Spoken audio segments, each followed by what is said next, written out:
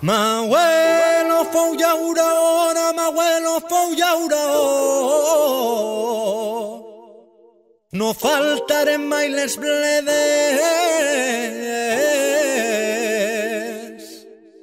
I ara que ja soc padrí, que vull ser llauraó. I asfalt damunt d'eixes terres. Passa el temps, roda la cadena, ara asfalt on hi havia terra, operaris, actors secundaris d'esta brama. Va de vie, un programme sobre tot que envolta el binatural, de la mà de Jérôme Chénaud. A tots es donen faena i jo tenia el meu camp, ja no treballo en la terra, ens venen prosperitat. Bon dia, bon any a tots els amants del binatural. En un episodi anterior vam parlar dels diferents contenidors utilitzats per la criança del vi. Avui m'agradaria parlar més concretament de les àmfores. Abans de començar, cal fer una precisió. L'àmfora, amb la seva forma característica i el seu fons punxegut, estava històricament dissenyada per al transport del vi. La seva forma permetia col·locar les enquencons a la cala del vaixell, evitant així que es mogueren durant el viatge. En canvi, quan es tracta d'un contenidor usat per la criança del vi, amb fons pla, parlem d'una gerra. Dit això, alguns viticultors crien els seus vins en autèntiques àmfores, adoptant formes específiques adaptades a aquesta pràctica, la qual cosa demostra la diversitat dels contenidors de fang. Una de les particularitats de les àmfores i de les gerres utilitzades per la criança és la seva forma ovoide. Aquesta forma afavoreix una circulació natural del vi, permetant un moviment constant i homogeni que contribueix a una millor integració dels components del vi. Les gerres de fang aparegueren fa més de 6.000 anys, especialment a Geòrgia, bressol suposat de la viticultura, on aquests contenidors són coneguts com kvevris, K-V-E-V-R-I-S, kvevris. Enterrades completament, de vegades al mig de les vinyes, per a garantir una temperatura constant. Les kvevris juguen un paper essencial en la fermentació i criança dels vins tradicionals georgians, sovint elaborats amb maceració pel·licular per a donar lloc a vins ambre únics.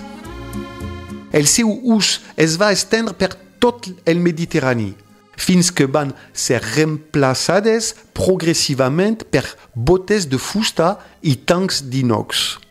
En l'època romana, les gerres utilitzades per la criança s'anomenaven dolias. Avui en dia, el seu ús torna a estar a l'avantguarda gràcies a viticultors que volen apropar-se a mètodes naturals i valorar el seu terrer. La particularitat d'aquests contenidors rau en la seva composició.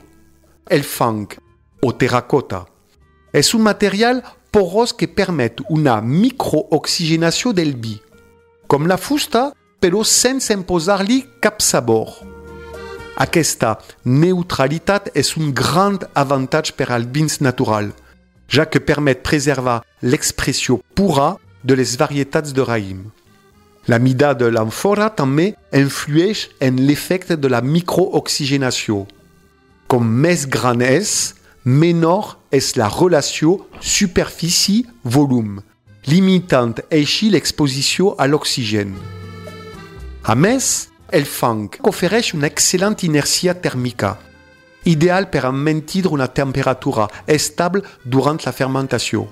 Finalment, la forma ovoide també afavoreix una clarificació natural, reduint la necessitat d'intervencions externes.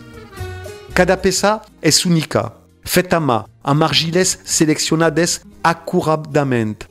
El procés de fabricació és llarg i exigent, modelatge, assecat, cocció, però en aquesta precisió artesanal la que garanteix la seva qualitat i durabilitat. Molts viticultors naturals han adoptat el fang, convençut que potencia els seus vins. Les anyades criades en àmfores sovint es distingeixen per la seva puresa aromàtica i la seva textura sedosa. Aquests vins són el reflex d'una filosofia, el respecte pel raïm, el terrer i el temps. Des de Pego, Marina Alta, una regió rica en una història vitícola ancestral, m'agradaria acabar evocant el Museu de la Mar de Dénia. Aquest antic port romà conserva una magnífica col·lecció d'àmfores, testimoni del seu paper essencial en el comerç antic, ja siga de vi, d'oli d'oliva o de garum, una salsa de peix emblemàtica de la cuina romana. Una visita imprescindible per als amants de la història i de la cultura mediterrània.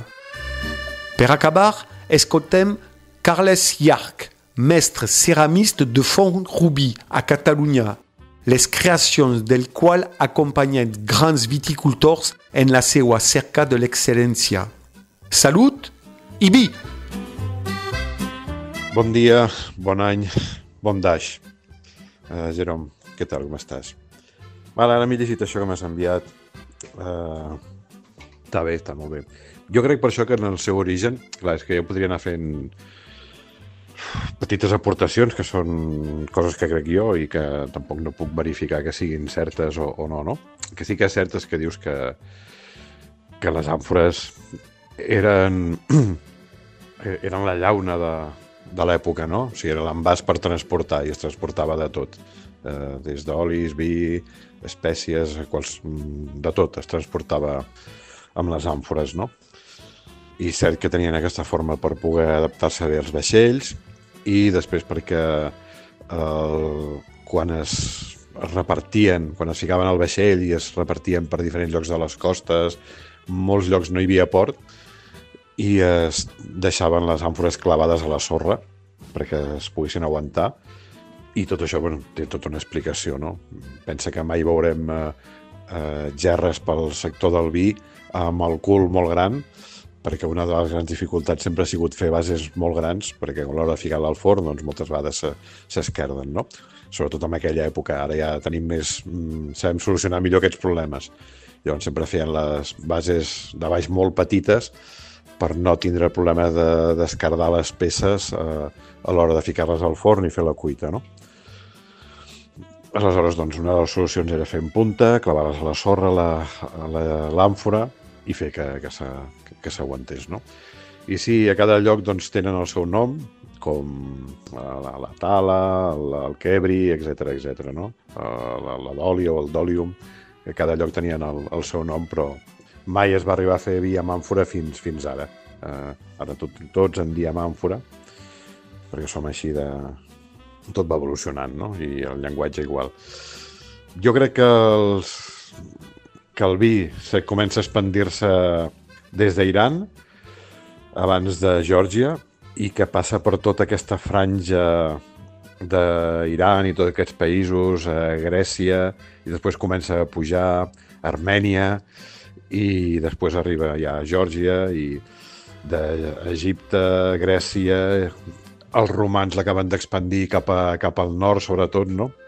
Però crec que l'inici és aquesta zona d'Iran, que desconec el nom que tenia en aquell moment, i estaríem parlant de 7.000 anys d'antiguitat, que s'han trobat alguna de les bodegues més antigues a Iran, em sembla que és. A Armènia també s'ha trobat alguna de 6.000 anys, si no recordo malament, una bodega dins d'una cova.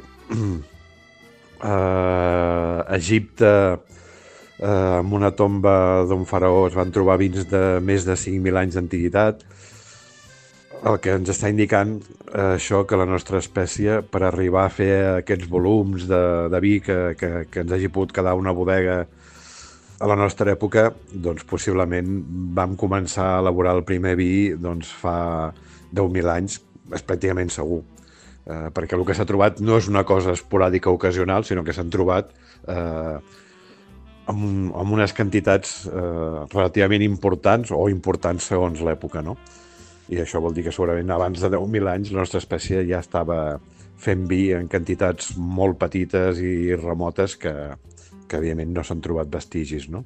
I si es troben vestigis és perquè feia uns quants anys que es feia. I quan dic uns quants, tenint en compte que l'evolució era tan lenta, que no és com ara, que tot va superràpid, doncs imagina't que 10.000 anys o abans nosaltres ja, la nostra espècie ja començava a fer vi. Pues sí, està molt bé, la veritat. Parlar de la història del sector del vi i de tot és que donaria per parlar un fotimer de temps, no?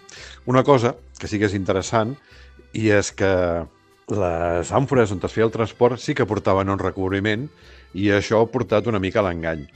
El recobriment que portava les àmfores, que servia tant per portar oli com per portar vi, etc., el que es buscava era que el producte no evolucionés a dintre. Tot el contrari del que es volia quan es feien servir les dòlies o els quebris o les tales, etc. El que es buscava era que hi hagués una evolució del producte i aquí sí que es buscava aquesta oxigenació o microoxigenació del vi, no? I que pogués treballar, no? En canvi, doncs, avui en dia, quan es passa a fer aquests recobriments, doncs està més a prop amb el sentit de que evolucioni poc que no pas que evolucioni ràpid o que tingui una evolució constant, no? I això recordaria més a el que és l'envàs de transport de l'àmfora. Bueno, una abraçada, ja ens veiem un dia. Si un dia puges aquí al Penedès, que sé que has pujat i tal, estàs convidat a vindre a casa i obrim vins i no dic res més. Una abraçada.